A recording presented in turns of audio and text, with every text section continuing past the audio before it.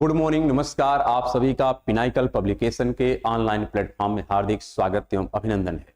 मैं सुरेश धर दुबे पुनः आप लोगों के समक्ष एसएससी जनरल स्टडी के अंतर्गत क्वालिटी सेशन के साथ उपस्थित हूं। इस प्लेटफॉर्म के माध्यम से एसएससी जनरल स्टडी की तैयारी हेतु इंग्लिश और हिंदी मीडियम में बुक अवेलेबल कराई गई है। यहाँ पर 6500 प्लस क्वेश्चन का कलेक्शन चैप्टर वाइज ऑर्डर में किया गया है, तो आप अपनी भाषा के सुविधा के अनुसार बुक का चयन करें और अपने एग्जाम को बेहतर करने का पूरा प्रयास करें। I hope you are well and fine. तो लेट्स स्टार्ट द क्लास। जैसा आप लोग देख रहे हैं कि यह सेशन जो है इक्वालिटी का सेशन है और जो टॉपिक हमारा करंट में चल रहा है यह टॉपिक है मौलिक अधिकार और कर्तव्य, फंडामेंटल राइट एंड ड्यूटी। इसके कुछ क्वेश्चन की चर्चा हम लोग प्रीवियस एपिसोड में कर चुके हैं और शेष प्रश्नों की चर्चा इस एपिसोड में की जाएगी। तो आइए हम लोग देखते हैं यहाँ पर किस प्रकार के प्रश्न पूछे गए हैं। यहाँ पर जो नेक्स्ट क्वेश्चन है, यहाँ पर देखिए क्या लिखा गया है। क्वेश्चन है, in which of the following articles freedom of conscience and free profession practice and propagation of religion in mentioned. निम्नलिखित में से किस अनुच्छेद में अंतःकरण और धर्म की अबाध रूप से मानने, आचरण, प्रचार करने की स्वतंत्रता का उल्लेख किया गया है। ये मेंशन किया गया है और ये कहां पर मेंशन किया गया है? ये हमारे फंडामेंटल राइट में मेंशन किया गया है। ये हमारा फंडामेंटल राइट है। यहां पर लिख रहा है कि यह जो पर्टिकुलर सेंटेंस है कि हमको फ्रीडम है अबाध रूप से अपने धर्म को मानना, प्रचार प्रसार करना, ये सब चीजें वहां पर मेंशन है। तो कह रहा है ये आर्टिकल नंबर 26 में मेंशन किया गया है। फिर कह रहा है कि यह आर्टिकल नंबर 27 में मेंशन किया गया है। फिर कह रहा है कि आर्टिकल नंबर 25 में मेंशन किया गया है। फिर कह रहा है कि आर्टिकल नंबर 28 में मेंशन किया गया है। तो देखा जाए तो आर्टिकल 25 से लेकर के 28 जो है यह हमारे धार्मिक स्वतंत्रता को प्रिस्क्राइब करता है। 6 टाइप के हमारे फंडामेंटल राइट हैं, उसमें एक टाइप का जो फंडामेंटल राइट है वो धार्मिक स्वतंत्रता का प्रोविजन करता है।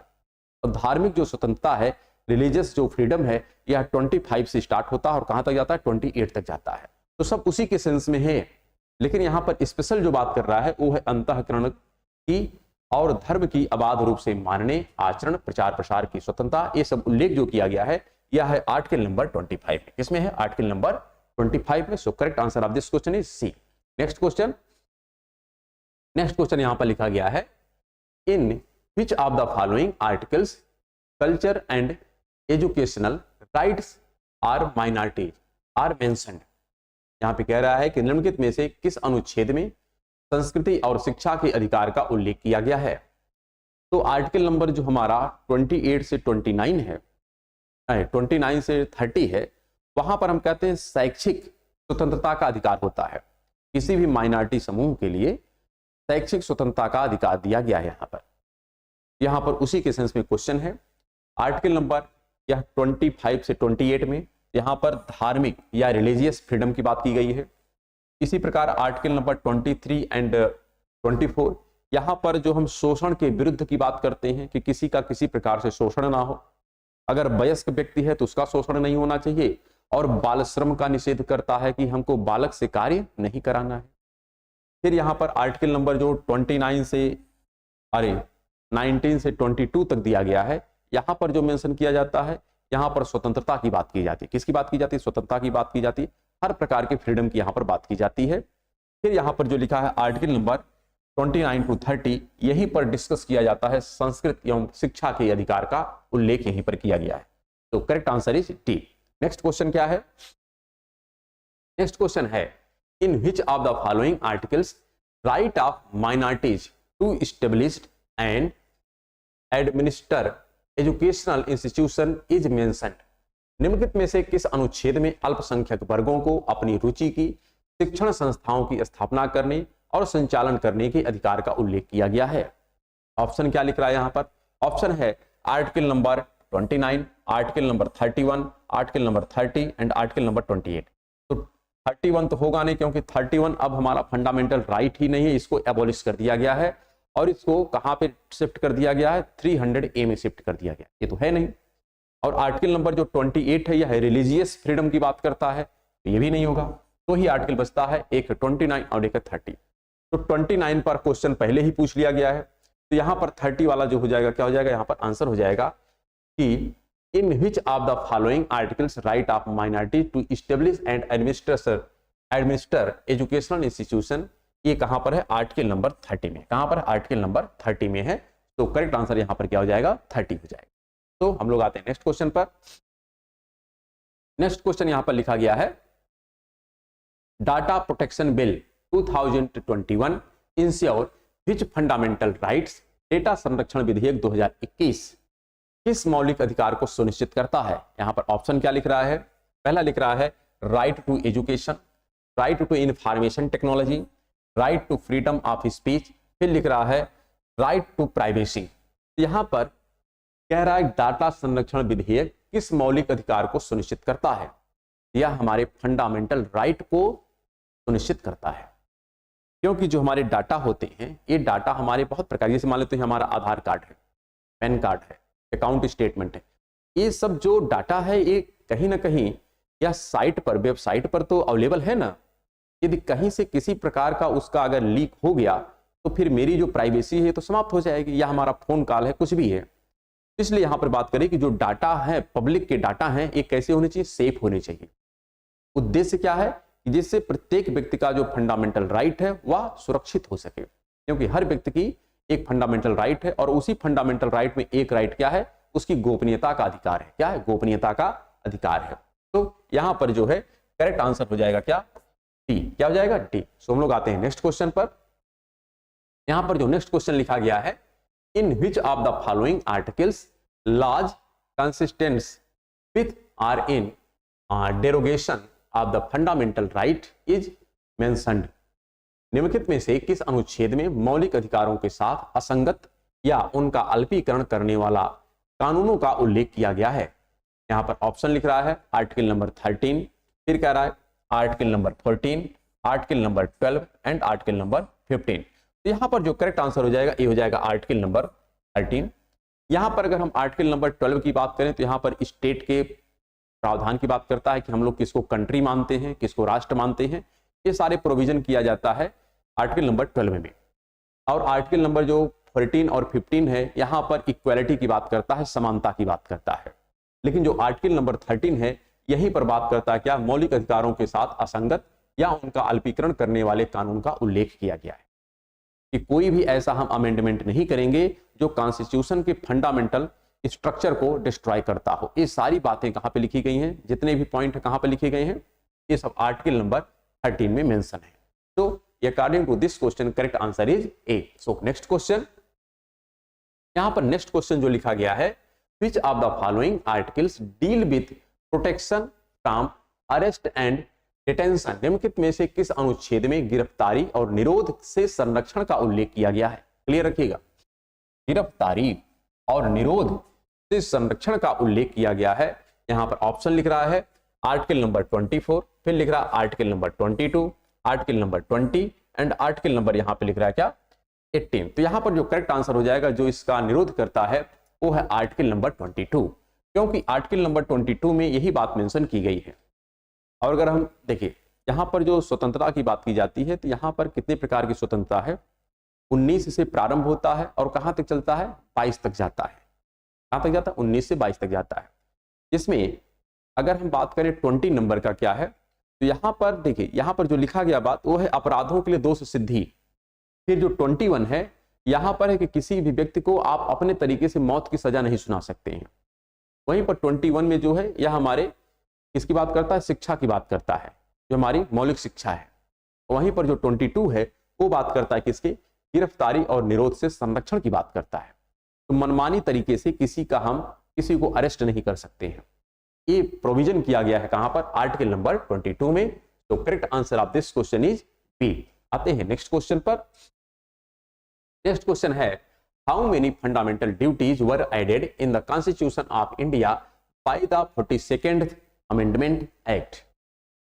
कह रहा है जो 42वां संविधान संशोधन है द्वारा भारत के संविधान में कितने मौलिक कर्तव्य शामिल किए गए हैं। तो यहां पर ये स्पेशल पूछ रहा है कि जो 42nd हुआ था उसके माध्यम से टोटल फंडामेंटल ड्यूटी कितने हैं, ये तो क्लियर है हमारे 11 है। कितने हैं, 11 है। लेकिन यहां पर 42nd के माध्यम से कोई ऐड कितने किए गए थे, क्वेश्चन यहां पर है। लिख रहा है कि 12, 11, 9 एंड 10। यहां पर जो करेक्ट आंसर होगा, ऐसा आप लोगों को क्लियर होगा, 12 तो है नहीं, 9 भी नहीं है, यहां पर 2 ही हो सकता है, या 10 या 11। तो इनिशियल जो 42nd में आया था वो था 10, और फिर 88 से जब किया गया अमेंडमेंट 88 नंबर का, तो वहां पर आपका 11th नंबर का ऐड किया गया था। ठीक, इस आधार पर ये 10 फंडामेंटल राइट है, फंडामेंटल ड्यूटी है, और यह स्वर्ण सिंह समिति, जो स्वर्ण सिंह कमेटी थी, इसके रिकमेंडेशन पर यह फंडामेंटल ड्यूटी को हमारे कॉन्स्टिट्यूशन में ऐड किया गया है। तो correct answer of this question is D. और फंडामेंटल ड्यूटी किस भाग का या किस पार्ट में है, यह पार्ट है 4A है। क्या है, 4A है, और आर्टिकल कौन सी है, 51A है। क्या है, 51A। तो correct answer is D. Next question, next question यहां पर लिखा गया है, which of the following articles of the Indian Constitution mentions the fundamental duty, sovereignty, unity and integrity of India is mentioned? भारतीय संविधान के निम्नलिखित में से किस अनुच्छेद में मौलिक कर्तव्य, भारत की संप्रभुता, एकता और अखंडता का उल्लेख किया गया है? ये सब हमारे फंडामेंटल ड्यूटी ही है, और उसी फंडामेंटल ड्यूटी में एक ड्यूटी ये भी है कि हम क्या करेंगे, भारत की संप्रभुता की, एकता की और अखंडता की, अर्थात सोवेरेंटी, यूनिटी एंड इंटीग्रिटी की क्या करेंगे, इसको हम संरक्षित करेंगे। इस आर्टिकल में लिखा गया है।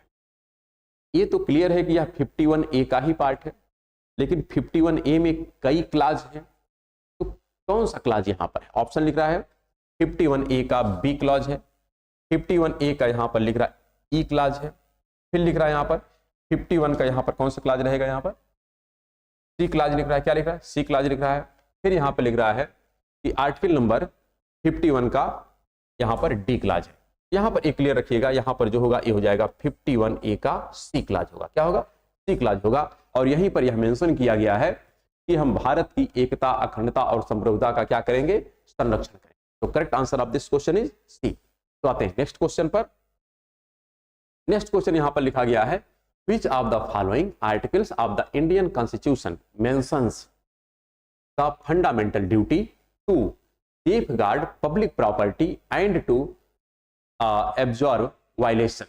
यहां पे कह रहा है भारतीय संविधान के निम्नलिखित में से किस अनुच्छेद में मौलिक कर्तव्य, सार्वजनिक संपत्ति की रक्षा करना और हिंसा को त्यागना का उल्लेख किया गया है? किस आर्टिकल में किया गया? ये भी हमारा एक फंडामेंटल ड्यूटी ही है, लेकिन फंडामेंटल ड्यूटी किस नंबर की है ये आपसे पूछा जा रहा है, किस क्लास में लिखा गया है। तो यहां पर पहला लिख रहा है कि आर्टिकल नंबर यहां पर है 51A का आई है। क्या कर रहा है, 51A का आई लिख रहा है। फिर लिख रहा है आर्टिकल नंबर 51A का जी लिख रहा है।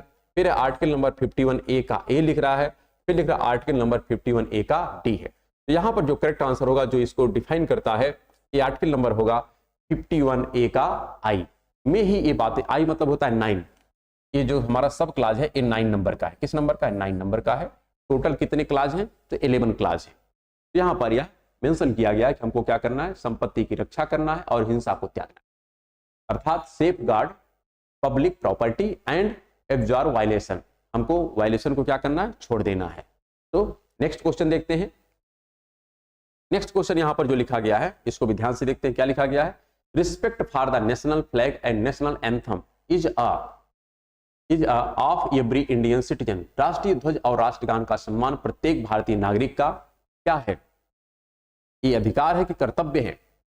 हम लोगों को अधिकार तो याद रहते हैं, हमारे राइट याद हैं, लेकिन हमारी ड्यूटी क्या है ये हमको याद नहीं रहती है।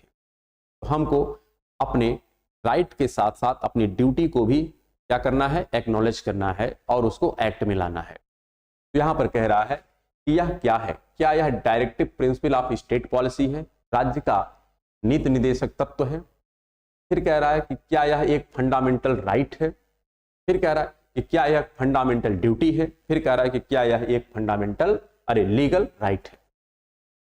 तो अपने झंडे की सुरक्षा, अपने झंडे का सम्मान और राष्ट्रगान का सम्मान ये मेरा कर्तव्य है, ना कि कोई यहां पर अधिकार है। सो करेक्ट आंसर यहां पर क्या हो जाएगा, फंडामेंटल ड्यूटी है। क्या है, फंडामेंटल ड्यूटी है।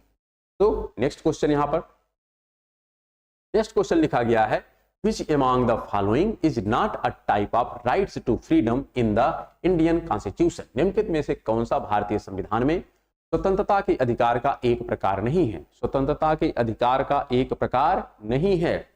यहां पर ध्यान रखिएगा, स्वतंत्रता के कुछ प्रकार बताए गए हैं, उसमें एक टाइप नहीं है। कितने प्रकार बताए गए हैं अगर देखा जाए तो उसमें बेसिकली हम लोग 19 की बात करते हैं, 20 की बात करते हैं, 21, 21A और 22, इतने हम अधिकार की बात करते हैं।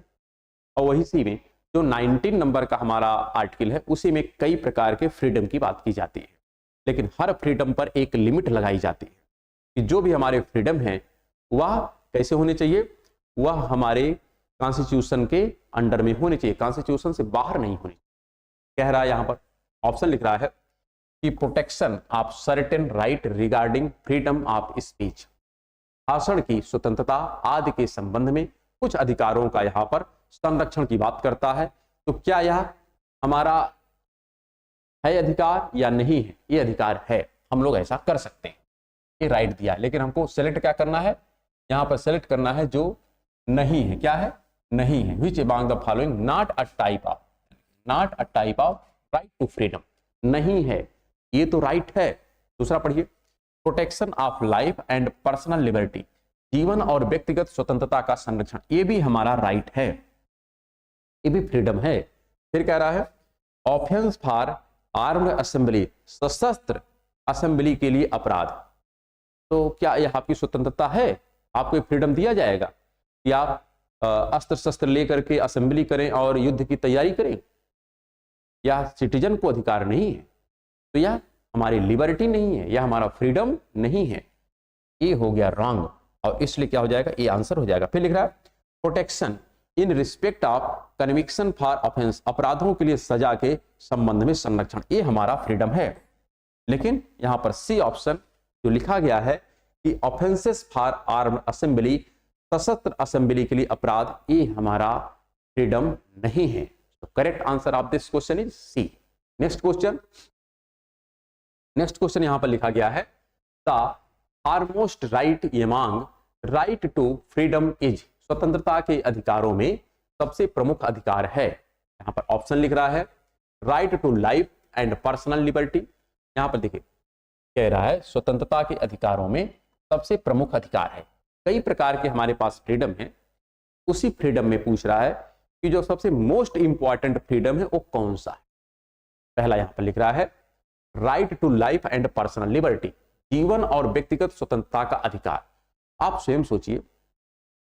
अच्छा, और भी पढ़ लेते हैं। फिर लिख रहा है सेकंड ऑप्शन लिख रहा है यहां पर प्रिवेंटिव डिटेंशन, निवारक निरोध, ये भी हमारी राइट है। फिर लिख रहा है फ्रीडम टू असेंबली, इकट्ठा होने की आजादी, हम लोग एकत्रित हो सकते हैं, किसी भी प्रकार का कोई हम सम्मेलन कर सकते हैं, इसके लिए कोई हमको ऑब्जेक्शन नहीं है। फिर लिख रहा है right to freedom of speech and expression, भाषण और अभिव्यक्ति की स्वतंत्रता भी हमको है, हम कुछ भी बोल सकते हैं, रोड पे खड़े होकर भाषण कर सकते हैं, कुछ भी बोल सकते हैं, ये हमको फ्रीडम है। लेकिन जो हमारा मूल है फ्रीडम, जो मोस्ट इंपॉर्टेंट है, वो कौन सा है? वो है right to life and personal liberty, जीवन और व्यक्तिगत स्वतंत्रता का अधिकार। ये हमारा कैसा है? यह हमारा ऑलमोस्ट, ये कैसा है? यह ऑलमोस्ट राइट है, महत्वपूर्ण है, सबसे ज्यादा ये हमारा प्राइमरी है, ये बेसिक है। तो करेक्ट आंसर इज ए। और नेक्स्ट क्वेश्चन यहां पर क्या है? नेक्स्ट क्वेश्चन यहां पर लिखा गया है fundamental duties were added in the constitution of India under the leadership of which prime minister of India. कह रहा है कि जो भारत के या भारत की किस प्रधानमंत्री के नेतृत्व में भारत के संविधान में मौलिक कर्तव्यों को जोड़ा गया है। जो फंडामेंटल ड्यूटी है यह ऐड कब किया गया? क्वेश्चन तो पहले ए है, और उस समय किसकी गवर्नमेंट थी? तो ये फंडामेंटल जो ड्यूटी जोड़ी गई है, स्वर्ण सिंह जो कमेटी थी उनके रिकमेंडेशन पर ऐड की गई है। और यहाँ पर एक अमेंडमेंट किया गया था, वो अमेंडमेंट था 42 था, और ये कब किया गया था? 1976 में किया गया था। 1976 में किसका कार्यकाल था? इंदिरा जी का था। और इसी के तहत कहें तो भाग 4 ए ऐड किया गया, और यहाँ पर आर्टिकल बनाया गया क्या? 51A, और इसके अंतर्गत 10 क्लास बनाए गए थे, लेकिन एक क्लास को बाद में ऐड किया गया, और वह था आपका 88th अमेंडमेंट। क्या था? 88th अमेंडमेंट कब किया गया था? 2002 में। तो यहाँ पर लिख रहा है कि नरसिम्हा राव जी का यहाँ पर शासन था। फिर कह रहा है कि यहाँ पर चरण सिंह का कालखंड था, फिर लिख रहा इंदिरा गांधी जी का था और था लाल बहादुर शास्त्री का। एक क्वेश्चन प्रीवियस क्वेश्चन में हम लोग देख चुके हैं, प्रीवियस एपिसोड में एक क्वेश्चन आया था तो रिपीट है, इसका आंसर हो जाएगा क्या, इंदिरा गांधी। तो correct answer is C. Next question है which part of the constitution of India reflects the fundamental duties. Bharat के संविधान का कौन सा भाग मौलिक कर्तव्यों को दर्शाता है। ध्यान रखिएगा, यहाँ पर पार्ट की बात कर रहा है, किस पार्ट में मौलिक कर्तव्य को यहाँ पर दिखाया गया है, तो केस किया गया है। लिख क्या रहा है, पार्ट नंबर 10 की 10वें नंबर में ए मेंशन है, जो भाग नंबर 10 है। फिर कह रहा है नहीं भाग नंबर 7 में है, फिर कह रहा नहीं भाग नंबर 4A में है और भाग नंबर 9B में है। तो यहां पर हम लोग कई बार डिस्कस कर चुके हैं कि किस में है, भाग नंबर 4A में है, हमारा फंडामेंटल ड्यूटी मेंशन है। और आर्टिकल कौन सा है, तो 51A, क्या है 51A। तो हम लोग आते हैं नेक्स्ट क्वेश्चन पर, और नेक्स्ट क्वेश्चन देखते हैं क्या यहां पर लिखा गया है। लिखा गया है the constitution forbids employment of children below the age of years in dangerous job like factories and mines. कह रहा है कि संविधान वर्ष से कम आयु के बच्चों को कारखानों और खदानों जैसी खतरनाक नौकरियों में नियोजित करने से मना करता है। यहां पर आपसे एज पूछ रहा है कि किस एज ग्रुप की यहां पर बात की जा रही है। यह एज ग्रुप आपका है 14 साल, क्या है 14 साल, लेकिन ऑप्शन क्या लिख रहा है 15 साल, 14 वर्ष, 16 वर्ष और 18 वर्ष। तो यहाँ पर जो आंसर हो जाएगा ये हो जाएगा 14 वर्ष। कि यदि कोई बालक 14 वर्ष से कम आयु वर्ग का है तो ऐसे बालक को आप किसी भी प्रकार के ऐसे रोजगार में नहीं लगाएंगे जहां पर किसी प्रकार की कोई समस्या हो, कोई रिस्क हो। हाँ, घरेलू कामकाज में यदि बच्चा अपना कंट्रीब्यूशन कर रहा है तो वह अपराध की श्रेणी में नहीं आता है। लेकिन यहाँ पर फिर समस्या आ जाती है कि यह कैसे डिसाइड होगा कि यह अपने पर्सनल कार्य में लगा है या किसी ड्यूटी में लगा है। इसलिए बच्चों से अगर आप कोई कार्य कराते हैं तो वह एक लीगल क्या है, ऑफेंस है और वहां पर दंड आपको मिलेगा। और यह जो मेंशन किया गया है, यह मेंशन किया गया है आर्टिकल नंबर 24 में। इसमें मेंशन किया गया आर्टिकल नंबर 24 में किया गया है। यहीं पर बात की जाती है शोषण, क्या है, शोषण के विरुद्ध हमको अधिकार मिलता है। चाहे वयस्क हो, वयस्क के साथ यदि आप शोषण करते हैं तो भी उसको राइट है, तो यदि बच्चे के साथ शोषण करते हैं तो बच्चे का भी अपना एक राइट है, और एक ऐसा राइट फंडामेंटल राइट है। तो यहां पर करेक्ट आंसर हो जाएगा क्या, बी। हम लोग आते हैं नेक्स्ट क्वेश्चन पर। यहां पर जो नेक्स्ट क्वेश्चन लिखा गया है, which minorities are mentioned in article number 30 of Indian constitution. भारतीय संविधान के अनुच्छेद 30 में किन अल्पसंख्यकों का उल्लेख है। ऑप्शन क्या लिख रहा है यहाँ पर, लिंग्विस्टिक एंड रिलीजियस, भाषाई और धार्मिक। फिर लिख रहा है रिलीजियस, कल्चरल एंड लिंग्विस्टिक, धार्मिक, सांस्कृतिक और भाषाई। फिर लिख रहा है कल्चरल एंड लिंग्विस्टिक, सांस्कृतिक और भाषाई। फिर लिख रहा है रिलीजियस एंड कल्चरल। तो ये तो आपको क्लियर होगा कि यहाँ पर जो बात कही जा रही है, ये बात किसकी कही जा रही है। यहाँ पर अनुच्छेद नंबर 30 की बात की जा रही है। यहाँ पर अल्पसंख्यक का उल्लेख किया गया है, लेकिन किस टाइप के। यहाँ पर क्या, धार्मिक, धार्मिक तो है। फिर यहाँ पे कह रहा है सांस्कृतिक और भाषाई, तो सांस्कृतिक शब्द नहीं लिखा गया है। फिर यहाँ पे लिख रहा है सांस्कृतिक और भाषाई, भाषाई तो है लेकिन सांस्कृतिक नहीं है। फिर लिख रहा है धार्मिक और सांस्कृतिक, धार्मिक तो है लेकिन सांस्कृतिक नहीं है। तो यहाँ पर क्या, भाषाई और धार्मिक आधार पर क्या कर सकता है, कोई भी अल्पसंख्यक अपना शिक्षण संस्थान स्थापित कर सकता है, उसका प्रबंधन कर सकता है और उसमें अपने आवश्यकता अनुसार शिक्षा भी दे सकता है। यहां पर इस पर्टिकुलर केस का जो आंसर हो जाएगा ये हो जाएगा ए। क्या हो जाएगा, A. So correct answer is A. Next question यहां पर लिखा गया है, which special order of the courts mean and arrest person should be presented before the court. का तात्पर्य क्या है, अदालतों के किस विशेष आदेश का अर्थ है गिरफ्तार व्यक्ति को अदालत के समक्ष पेश किया जाना चाहिए। यहां पर कह रहा है इस पर्टिकुलर टाइप के केस को हम क्या नाम देते हैं। क्या इसको हम परमादेश कहते हैं, क्या इसको हैबीज कॉर्पस कहते हैं, बंदी प्रत्यक्षीकरण, क्या इसको सेटोरियर कहते हैं, उत्प्रेषण कहते हैं, क्या इसको क्वेटो वारंटो कहते हैं, अधिकार परीक्षा कहते हैं। तो यहाँ पर जो आंसर होगा, यहाँ पर क्या कहते हैं, बंदी प्रत्यक्षीकरण कहते हैं, यानी हैबीज कॉर्पस कहते हैं। हैबिस कॉर्पस का तात्पर्य है कि किसी व्यक्ति को आपने बंदी बनाया है किसी कारण से, तो आप उसको अपने पास नहीं रख सकते हैं, उसको आपको मजिस्ट्रेट के सामने पेश करना ही होगा। ये लीगल राइट है, यानी फंडामेंटल राइट है, ये हमको स्पष्ट होना चाहिए। और यहाँ पर परमादेश का भी मतलब होता है कि यहाँ पर कोई अधिकारी है या कुछ भी है और उसका कुछ कार्य है और आप उसको कह रहे हैं कि ये मेरा कार्य होना चाहिए, लेकिन वह पर्टिकुलर जो अधिकारी है, ऑफिसर है, वो कार्य नहीं कर रहा है, तो कोर्ट आदेश दे सकता है कि आपको ये कार्य करना ही करना है। वहाँ पर परम आदेश होता है। इसी प्रकार उत्प्रेषण भी होता है और क्वाटो वारंटो भी होता है। इस क्वेश्चन का जो आंसर हो जाएगा ये हो जाएगा ए, यानी हैबिस कॉर्पस यानी बंदी प्रत्यक्षीकरण का ये केस है। तो नेक्स्ट क्वेश्चन यहां पर लिखा गया है, which of the following is not mentioned in the Indian constitution as a fundamental duty.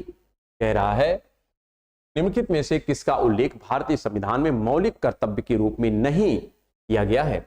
नहीं शब्द ध्यान रखिएगा, नो, ठीक ना, नॉट मेंशन। ऑप्शन क्या लिख रहा है, पहला ऑप्शन लिख रहा है बड़ों का सम्मान करना। कि बड़ों का वैसे देखो, अगर आदर्श की बात करें, आइडियल की बात करें, तो बहुत सारे पॉइंट हो सकते हैं कि ये एक व्यक्ति के अंदर गुणधर्म होनी चाहिए, क्वालिटी होनी चाहिए। बड़ों का सम्मान करना, अच्छा भाषण करना, ये सब बातें हो सकती हैं, लेकिन जो हमारे फंडामेंटल ड्यूटी में है वो बात यहाँ पर पूछ रहा है कि कौन से ऐसे पॉइंट है जो फंडामेंटल ड्यूटी में नहीं मेंशन है। यहाँ पर लिख रहा है टू रिस्पेक्ट एल्डर, फिर लिख रहा है टू प्रमोट हार्मनी, सद्भाव को बढ़ाना। तो समाज में सद्भाव को बढ़ाना चाहिए, ये हमारा एक फंडामेंटल क्या है, ड्यूटी है। फिर रह रहा है कि to safeguard public property, सार्वजनिक संपत्ति की सुरक्षा करना, यह भी एक हमारा क्या है, फंडामेंटल ड्यूटी है। फिर कह रहा है टू डिफेंड द कंट्री, देश की रक्षा करना, यह भी एक हमारी फंडामेंटल ड्यूटी है। लेकिन बड़ों का सम्मान करना यह फंडामेंटल ड्यूटी नहीं है। आपकी इच्छा करे तो करो, ना इच्छा करे तो मत करो। अब ऐसा नहीं है कि ये हम जानते हैं कि बड़ों का सम्मान करना एक अच्छा कल्चर माना जाता है, बेस्ट कल्चर है, लेकिन यह ड्यूटी नहीं है। आप कल्चर जो होता है, जो हम इस प्रकार के संस्कार होते हैं, यह कहीं ना कहीं यह इंटरनल होते हैं और वो हमारे परिवार से आते हैं। इसलिए इसको हम फंडामेंटल ड्यूटी के तहत नहीं रखते हैं और इसलिए हो जाएगा क्या, यही आंसर हो जाएगा। आते हैं हम लोग नेक्स्ट क्वेश्चन पर। नेक्स्ट क्वेश्चन यहां पर लिखा गया है, how many rights are mentioned under right to equality. समानता का जो अधिकार है के अंतर्गत कितने अधिकार का उल्लेख किया गया है। तो समानता का जो अधिकार है वहां पर हम बात करते हैं आर्टिकल नंबर 14, 15, 16, 17 और 18, इतने राइट की बात करते हैं। तो यहाँ पर कितना हो गया, 1, 2, 3, 4 एंड 5, कितने हमारे राइट हैं। यहाँ पर 5 प्रकार के अधिकार हैं। ऑप्शन क्या लिख रहा है, 3, 6, 5 एंड 4। तो यहाँ पर जो करेक्ट आंसर हो जाएगा क्या हो जाएगा, यहाँ पर 5 हो जाएगा। कितने राइट हमारे हैं, 5। तो आते हैं नेक्स्ट क्वेश्चन पर। नेक्स्ट क्वेश्चन देखते हैं क्या है। यहाँ पर नेक्स्ट क्वेश्चन लिखा गया है, according to article 51A class A, मतलब जो उसका पहला पार्ट है फंडामेंटल ड्यूटी का, of the constitution of India, it shall be the duty of every Indian citizen to abide by the and respect its ideals and institution. भारत के संविधान के अनुच्छेद 51A के अनुसार यह प्रत्येक भारतीय नागरिक का कर्तव्य होगा कि वह का पालन करे और उसके आदर्शों और संस्थानों का उनका सम्मान करे। तो यहाँ पर आपसे पूछ रहा है, ये according to article number 51A में ये बातें कही जा रही हैं, लेकिन यहाँ पर फिलअप करना है। कर्तव्य होगा कि वह किसका पालन करे, संविधान का पालन करे, यानी कॉन्स्टिट्यूशन का पालन करे। फिर यहाँ पर लिख रहा है नहीं, यहाँ पर धर्मनिरपेक्षता का पालन करे, यानी सेकुलरिज्म का पालन करे। फिर लिख रहा है सोशलिज्म का पालन करे, समाजवाद का पालन करे। फिर यहाँ पर लिख रहा है डेमोक्रेसी का पालन करे। किसका पालन करना चाहिए, यहाँ पर कॉन्स्टिट्यूशन। मेन सर्वोपरि हमारे इंडिया का क्या है, कॉन्स्टिट्यूशन। इंडिया में कॉन्स्टिट्यूशन क्या है, सर्वोपरि है। तो इस आधार पर जो भी हमको एक्ट करना है सब कॉन्स्टिट्यूशन के अंडर में ही होना चाहिए, कॉन्स्टिट्यूशन से बाहर नहीं होना चाहिए। तो correct answer of this question is A. तो नेक्स्ट क्वेश्चन है, which of the following fundamental duty provision is similar to article number 21A। क्या कह रहा है कि निम्न में से किस अनुच्छेद में शामिल मौलिक कर्तव्य अनुच्छेद 21A के समान है। यहां पर ऑप्शन है आर्टिकल नंबर 51A का सब क्लास आई यानी 9 नंबर का है। फिर कह रहा है आर्टिकल नंबर 51A का सब क्लास के अर्थात 11। फिर यहाँ पे कर आर्टिकल नंबर 51A का एच, क्या कर रहा है एच, एच को हम क्या कर सकते हैं यानी 8th प्लेस पे आएगा। किस प्लेस पे आएगा 8th प्लेस पे, तो ये तो होगा ना। ये यानी 10, ये भी नहीं होगा। तो यहाँ पर आपको क्लियर रखना है कि हमने कहा शिक्षा की जो व्यवस्था है यहाँ पर एक तो ये हमारा फंडामेंटल राइट मिलना चाहिए जो 21A में मेंशन है, लेकिन अगर हम देखें फंडामेंटल एक हमारी ड्यूटी भी है यानी पेरेंट होने के नाते कि बच्चों को उनके शिक्षा से हम वंचित ना करें। यह जो मेंशन किया गया है यह 51A का लास्ट पार्ट है यानी 11th नंबर का है, जिसको कब ऐड किया गया था तो हम लोग क्लियर हैं कि 88th का जो अमेंडमेंट था 2002 में, इसी के तहत इसको ऐड किया गया था। तो correct answer of this question is B. देश जो हमारे फंडामेंटल ड्यूटी हैं एक किसके तहत ऐड किए गए थे, तो जो 42nd अमेंडमेंट था 1976 में उसके तहत ऐड किया गया था। तो यहां पर हम लोग आते हैं नेक्स्ट क्वेश्चन पर, और नेक्स्ट क्वेश्चन यहां पर देखिए क्या लिखा गया। Which of the following fundamental rights can not be suspended, क्या can not be suspended, clear रखिएगा, can not be suspended emergency is declared in the country. कह रहा है निम्नलिखित में से कौन सा मौलिक अधिकार देश में आपातकाल घोषित होने पर भी, आपातकाल घोषित होने पर भी, इमरजेंसी होने पर भी निलंबित नहीं किए जा सकते हैं, क्योंकि जब राष्ट्रपति शासन लगता है 352 के तहत, क्योंकि राष्ट्रपति शासन वही होता है जब हमारे किस देश में इमरजेंसी आती है, अर्थात आर्टिकल नंबर 352 जब एक्टिव होता है तो जितने भी हमारे फंडामेंटल राइट हैं सब क्या हो जाते हैं, नल एंड क्या होते हैं यहाँ पर समाप्त कर दिए जाते हैं, सबको उसमें डिमोलिश कर दिया जाता है कि हमारे कोई भी फंडामेंटल राइट नहीं है। लेकिन उस पीरियड में भी हमारे 2 फंडामेंटल राइट एक्टिवेट रहते हैं। वो कौन से राइट है, यहाँ पर लिख रहा है कि यह राइट है article number 22 and 23, article number 20 and 21, फिर कह रहा है आर्टिकल नंबर 19 एंड 20, फिर कह रहा है यहाँ पर आर्टिकल नंबर 21 एंड 22। तो यहां पर अगर देखा जाए इस केस में 2 आर्टिकल हैं जो हमारे एक्टिवेट रहते हैं, वो है एक article number 20 and article number 21। ये हमेशा एक्टिवेट रहते हैं चाहे इमरजेंसी किसी भी टाइप की लगाई जाए, इसको कभी रिमूव नहीं किया जाता है। अगर देखा जाए इस आर्टिकल में क्या लिखा गया है, तो आर्टिकल नंबर जो 20 है, क्या आर्टिकल नंबर जो 20 है अगर इसकी बात करें, यहां पर जो बात कही गई है ये है क्या, अपराधों, क्या है, अपराधों के लिए दोष सिद्धि, अपराधों के लिए दोष सिद्धि के संबंध में संरक्षण की बात करता है। किसकी बात करता है, संरक्षण की बात करता है। अगर इसी को हम कहें तो जो हमारे कन्वेक्स ऑफेंस होते हैं, क्या होते हैं, ऑफेंस, ऑफेंस की बात करता है। किसकी बात करता है यहां पर, ऑफेंस। जो हमने किसी भी प्रकार का दोष किया है, कोई अपराध किया है, तो उसके सेंस में क्या करता है, ये हमको अपराधी ठहराए जाने से हमको संरक्षित करना है। जो उसकी प्रोविजन है ये हमको हमेशा मिलता रहेगा, चाहे किसी टाइप का आपको यहाँ पर इमरजेंसी लगाई जाए। इसी प्रकार से जो 21 है, क्या है, 21 है, यहां पर भी बात करता है प्रोटेक्शन, क्या करता है, protection for life and personal liberty, क्या, पर्सनल लिबर्टी। इसका तात्पर्य है कि हम लोगों को क्या है, प्राण और दैहिक स्वतंत्रता का अधिकार होगा। प्राण और दैहिक स्वतंत्रता, हमारा प्राण और दैहिक स्वतंत्रता ये हमारा जो फंडामेंटल राइट है ये भी कभी समाप्त नहीं किया जाएगा। और एक है कि अपराध के लिए दोष सिद्धि के संबंध में जो हमारा संरक्षण है, जो कन्विक्शन है किसी भी ऑफेंस में, वह भी हमारा कभी समाप्त नहीं किया जाएगा। तो ये 2 हमारे क्या है, फंडामेंटल ऐसे राइट हैं जो कभी समाप्त नहीं। तो यहां पर करेक्ट आंसर क्या हो जाएगा, बी हो जाएगा। शेष जो हमारे फंडामेंटल राइट हैं ये क्या होते हैं, समाप्त कर दिए जाते हैं राष्ट्रपति के द्वारा। तो हम लोग आते हैं नेक्स्ट क्वेश्चन पर। नेक्स्ट क्वेश्चन यहां पर है, which of the following is not true about right religion in India. Bharat में धर्म के अधिकार के बारे में निम्नलिखित में से कौन सा सही नहीं है? धर्म के बारे में पूछ रहा है। हमारे धार्मिक स्वतंत्रता की बात है, जिसमें हम बात करते हैं 25, 26, 27, 28, ये धार्मिक स्वतंत्रता की बात करता है। यहां पर कह रहा है, यहां पर कौन सा नहीं है? नॉट, ठीक, not true about right to religion in India. Option क्या लिख रहा है?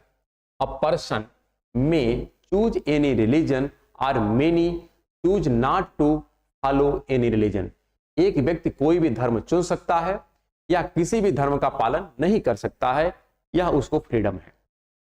तो ये सही है, कोई डाउट नहीं है। फिर लिख रहा है, everyone is free to choose a religion and practise that religion. हर कोई एक धर्म चुनने और उस धर्म का पालन करने के लिए स्वतंत्र होता है। चाहे आप एक धर्म चुने, चाहे 2 धर्म चुने, चाहे 3 चुने, इसमें कोई प्रोटेक्शन नहीं है, आप स्वतंत्र हैं।